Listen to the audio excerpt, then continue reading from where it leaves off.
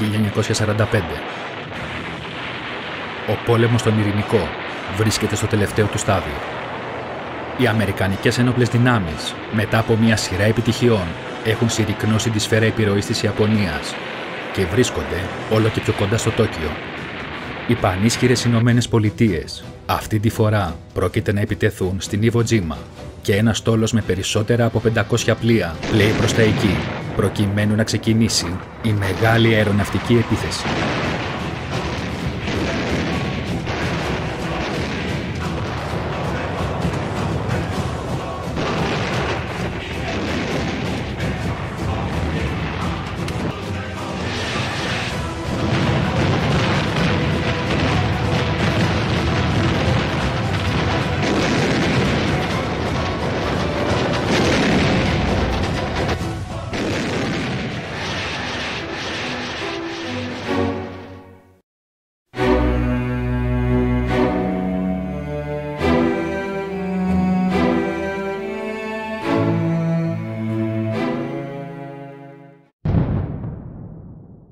Τον Ιανουάριο του 1945, ο στρατηγός Κέρτις Λεμέι αναλαμβάνει την 21η Διοίκηση Βομβαρδιστικών, η οποία έχει ως στόχο να πλήξει την Ιαπωνία από βάσεις σε Σαϊπάν, Τίνιαν και Γκουάμ.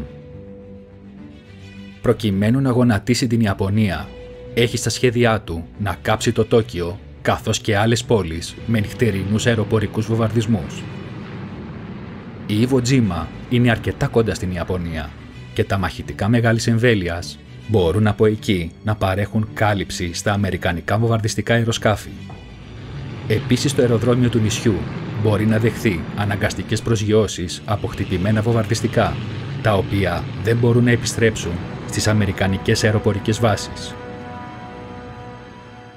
Ο Λεμέι θα είναι ο αρχιτέκτονας της πρώτης μεγάλης επιδρομής που έκαψε το Τόκιο στις 9 Μαρτίου 1945. Η Ιβο Τζίμα χρησιμεύε ως σταθμός έγκυρης προειδοποίησης για την Ιαπωνία, δίνοντας στο Τόκιο προειδοποίηση τουλάχιστον 2 ωρών πριν μπορέσουν τα αμερικανικά βομβαρδιστικά να φτάσουν στους στόχους τους. Το νησί, που βρίσκεται περίπου 1000 χιλιόμετρα νοτιοανατολικά του Τόκιο, είναι ηφαιστειογενές και έχει έκταση μόλις 9 επί 4 χιλιόμετρα. Μια κυτρινοπή ομή χλιθίου βγαίνει συχνά από ρογμές στη γη, χαρίζοντας στο νησί μια μυρωδιά από σάπια αυγά. Ιβο είναι η ιαπωνική λέξη για το θιάφι. Οι Ιάπωνες υπερασπιστές, υπό τη διοίκηση του Τανταμίτσι Κουριμπαγιάση, ήταν έτοιμοι για την άφιξη των συμμάχων. Στο νησί, που αποτελεί ιαπωνικό έδαφος, υπήρχε έντονη παρουσία από βαριά οπλισμένη φρουρά, τεχνητά κατασκευασμένες αποθήκες, φυσικές σπηλιές και ένα εξελιγμένο σύστημα από τούνελ παρήχε στους υπερασπιστές εξαιρετική προστασία. Οι καλά οχυρωμένες αμυντικές θέσεις και το δίκτυο από υπόγεια τούνελ έχουν σκοπό να καθυστερήσουν και να προκαλέσουν όσο το δυνατόν περισσότερες απώλειες στις αμερικανικές δυνάμεις, ενώ οι ηρωικές εφορμήσεις Μπανζάι έχουν απαγορευτεί. Οι Ιάπωνες για πρώτη φορά καλούνται να υπερασπιστούν το ιερό έδαφος της πατρίδας τους και έχουν υποχρέωση να μην αφήσουν τον εχθρό να το καταλάβει. Όμως το μικρό ηφαιστειογενές νησί δεν μπορούν να ανήθουν σε βάθος και η απώλειά του είναι θέμα χρόνου. Ο στρατηγός Κουριμπαγιάση γνωρίζει καλά ότι οι ιαπωνικές δυνάμεις δεν μπορούν να κρατήσουν το νησί και το σχέδιό του είναι να προκαλέσει σοβαρές απώλειες και να αποθαρρύνει μια εισβολή στην ηπειρωτική χώρα. Γι' αυτό το λόγο η άμυνα δεν είχε στηθεί στις παραλίες περιμετρικά του νησιού, αλλά θα άφηναν τα αμερικανικά στρατεύματα να συγκεντρωθούν στην παραλία πριν τους επιτεθούν μαζικά. Αναμενόταν κάθε στρατιώτης όχι μόνο να πεθάνει για την υπεράσπιση της πατρίδας, αλλά να πάρει τουλάχιστον και 10 εχθρούς μαζί του. Ο Τανταμίτσι Κουριμπαγιάση έχει στη διάθεσή του 21.060 άνδρες και πρέπει να υπερασπιστεί το νησί απέναντι στις δυνάμεις του Τσέστερ Νίμιτς, ο οποίος έχει στη διάθεσή του το 5ο στόλο και 3 μεραρχίες πεζοναυτών, καθώς και αεροπορική υποστήριξη. Αιχμή του δώρατος του 5ου στόλου είναι ο σχηματισμός Fast Carrier Force, που περιλαμβάνει 17 αεροπλανοφόρα, 6 θωρηκτά, 13 καταδρομικά, 58 αντιτορπιλικά και περισσότερα από 1000 αεροσκάφη. Συνολικά περισσότεροι από 110.000 άνδρες και πάνω από 500 πλοία λαμβάνουν μέρος στις επιχειρήσεις. Όταν το ναυτικό άρχισε να βομβαρδίζει το νησί, η εικόνα ήταν εντυπωσιακή. Ένας Αμερικάνος που παρακολουθούσε τον βομβαρδισμό είπε: «Όλοι πιστεύαμε πως τίποτα δεν μπορούσε να επιζήσει μετά από κάτι τέτοιο. Επίσης τα αεροπλανοφόρα μας έκαναν το νησί κόλαση». Κάθε πολεμικό πλοίο έπλητε μια συγκεκριμένη περιοχή, έτσι ώστε όλα τα πλοία συνδυαστικά να καλύπτουν ολόκληρο το νησί. Οι στρατιώτες αστιεύονταν ο ένας με τον άλλο ότι δεν θα έχουν οι Ιάπωνες να σκοτώσουν, γιατί οι βόμβες έκαναν όλη τη δουλειά. Ο αεροναυτικός βομβαρδισμός είχε προξενήσει ελάχιστη ζημιά και η κατάκτηση του νησιού θα είναι αργή και αιματηρή, ενώ μεγάλο μέρος των μαχών θα δοθεί σώμα με σώμα. Οι Αμερικανοί στρατιώτες δεν ήξεραν ότι ο βομβαρδισμός δεν είχε κανένα πρακτικό αποτέλεσμα, μιας και οι Ιάπωνες δεν ήταν πάνω στο νησί, αλλά μέσα σε αυτό. Μετά από περισσότερο από 2 μήνες αεροπορικών επιθέσεων και 3 ημέρες αεροναυτικού βομβαρδισμού, Αμερικανοί πεζοναύτες πατάνε στο νησί στις 19 Φεβρουαρίου. Η απόβαση στις παραλίες ήταν εύκολη και τα αμερικανικά στρατεύματα δεν συνάντησαν αντίσταση από τους Ιάπωνες. Η έλλειψη αντίδρασης οδήγησε το πολεμικό ναυτικό στο συμπέρασμα ότι ο βομβαρδισμός τους είχε καταστήλει τις Ιαπωνικές άμυνες και οι πεζοναύτες άρχισαν να αναπτύσσονται στην παραλία. Ωστόσο, ο στρατηγός Κουριμπαγιάση δεν είχε μιλήσει ακόμα. Οι πεζοναύτες αποβιβάστηκαν στην παραλία σε νεκρική σιγή και άρχισαν σιγά σιγά να κινούνται προς το εσωτερικό του νησιού, αγνοώντας τον κίνδυνο που τους περιμένει. Αφού επέτρεψε στους Αμερικανούς να συσσωρεύουν δυνάμεις και οπλισμό στην παραλία για περισσότερο από 1 ώρα, ο Κουριμπαγιάση εξαπέλυσε λυσαλέα επίθεση. Λίγο μετά τις 10, όλα τα πολυβόλα, οι όλμοι και το βαρύ πυροβολικό άρχισαν να κατακεραυνώνουν τη γεμάτη στρατεύματα παραλία, η οποία γρήγορα μετατράπηκε σε μια κόλαση αιματοχυσίας. Αρχικά ήρθε σαν ένα σταδιακά αυξανόμενο κροτάλισμα από βόλες πολυβόλου, όλο και πιο χαμηλά, όλο και πιο έντονο, μέχρι που φάνηκε επιτέλους η μανιασμένη λύσα από 100 τυφώνες να ξεσπάει στα κεφάλια των Αμερικανών. Τα βλήματα σφύριζαν και έσκαγαν, κάθε λοφίσκος ξέρναγε φωτιά και το πολύ μαλακό έδαφος κατέρεε κάτω από τα πόδια τους από τις εκατοντάδες νάρκες.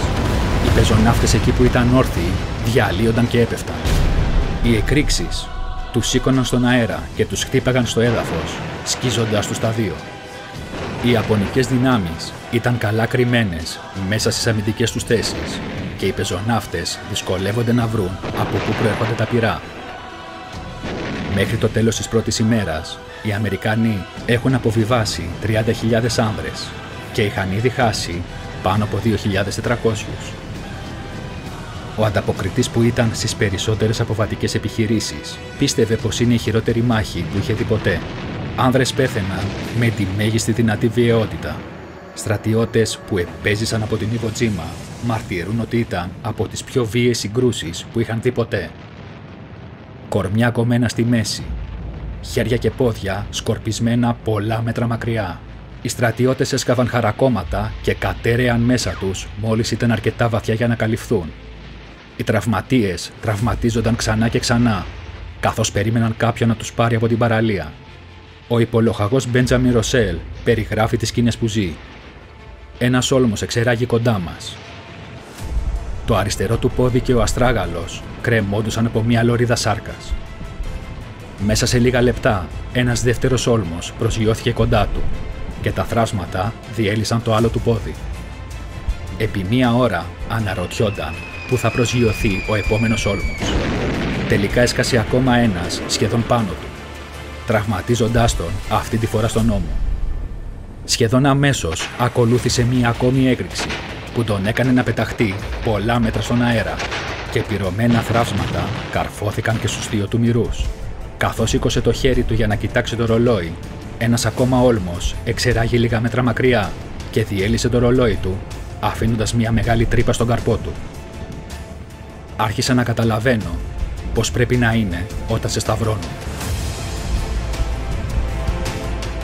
Η επινοητικότητα των υπερασπιστών φαίνονταν απεριόριστη. Ένας ναυτικός έμεινε έκπληκτος όταν είδε την πλαγιά του λόφου να ανοίγει ξαφνικά μπροστά στα μάτια του και να αποκαλύπτει 3 Ιάπωνες που σπρώχνουν έξω ένα πολυβόλο. Έριξε και σύρθηκε πάλι πίσω στο σπήλαιο. Τελικά η αμυντική θέση καταστράφηκε με όλμους, αλλά υπήρχαν τουλάχιστον 100 τέτοιες θέσεις που έπρεπε να εξουδετερωθούν. Οι αξιωματικοί αποθάρρυναν τους άντρες από το να αναζητούν αναμνηστικά, τα οποία και οι Ιάπωνες παγίδευαν με εκρηκτικά, ενώ συχνά οι τραυματίες τους περίμεναν τους Αμερικανούς να τους πλησιάσουν και τότε ενεργοποιούσαν μια χειροβομβίδα για να τους πάρουν μαζί τους. Το βουνό Σουριμπάτσι στα νότια του νησιού είχε ισχυρές αμυντικές οχυρώσεις και οι δυνάμεις εισβολής είχαν όλο και περισσότερα θύματα προχωρώντας προς τα εμπρός. Λίγα μέτρα κάθε φορά.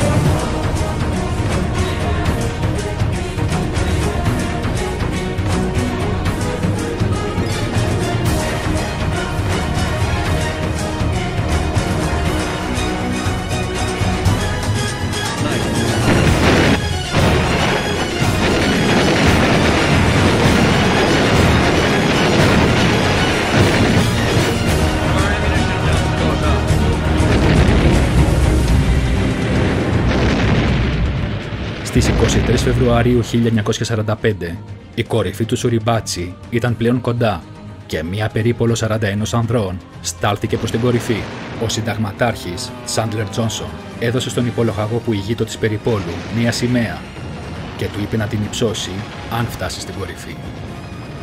Η περίπολος τα καταφέρνει και υψώνει τη σημαία. Τότε οι άνδρες, προς έκπληξή τους, ακούνε όλο το νησί να ξεσπάει σε χειροκροτήματα και επεφημίες. Ο James Forrestal, που είχε παρακολουθήσει την έγερση της σημαίας από ένα κοντινό σκάφος, ήθελε τη σημαία ως προσωπικό του αναμνηστικό. Ο συνταγματάρχης Σάντλερ Τζόνσον, ο άνθρωπος που είχε αρχικά δώσει τη σημαία στο απόσπασμα, δεν μπορούσε να πιστέψει ότι ο Forrestal θα στερούσε τη σημαία από τους πεζοναύτες που την άξιζαν και διέταξε να αντικατασταθεί αμέσως με άλλη. Έτσι ανέβηκε μια δεύτερη σημαία, η οποία είχε ανακτηθεί από ένα βυθισμένο πλοίο στο Pearl Harbor. Οι άνδρες που εστάλησαν στο βουνό προς αντικατάσταση της σημαίας δεν μπορούσαν να φανταστούν ότι θα γίνονταν μέρος της ιστορίας. Μιας και μαζί τους ήταν ο φωτογράφος Τζο Ρόζενταλ, ο οποίος αργότερα θα κέρδιζε το βραβείο Πούλιτζερ για τη διάσημη φωτογραφία του υψώνοντας τη σημαία στην Ιβο Τζίμα. Η μάχη για την Ιβο Τζίμα διήρκησε 36 ημέρες, σχεδόν 3 φορές περισσότερο από όσο αναμενόταν, παρά το γεγονός ότι οι επιτιθέμενοι, σε αντίθεση με τους υπερασπιστές, είχαν τεράστια αεροπορική υποστήριξη από τα αεροπλανοφόρα τους. Η Ιβο Τζίμα είδε τη μόνη μάχη στον πόλεμο του Ειρηνικού, όπου οι αμερικανικές απώλειες ξεπέρασαν αυτές των Ιαπώνων. Αν και το νησί δεν παρήχε την κατάλληλη βάση για την έναρξη αεροπορικών επιθέσεων, μιας και είναι πολύ μικρό και πολύ μακριά από τις εγκαταστάσεις ανεφοδιασμού των Ηνωμένων Πολιτειών, αποδείχθηκε σωτήριο για τα πληρώματα των χτυπημένων βομβαρδιστικών, που δεν μπορούσαν να φτάσουν στις αμερικάνικες βάσεις. Όταν η Ιβο Τζίμα τελικά είχε καταληφθεί πλήρως στις 16 Μαρτίου, οι Αμερικανοί είχαν 6.821 απώλειες και περισσότερους από 20.000 τραυματίες. Ποσοστό μεγαλύτερο από το 1 τρίτο όσων είχαν λάβει μέρος στις αποβατικές επιχειρήσεις. Από τους 21.000 Ιάπωνες υπερασπιστές σκοτώθηκαν σχεδόν όλοι. Μόλις 216 Ιάπωνες πιάστηκαν αιχμάλωτοι και αυτοί γιατί στην πλειοψηφία τους είχαν βρεθεί αναίσθητοι.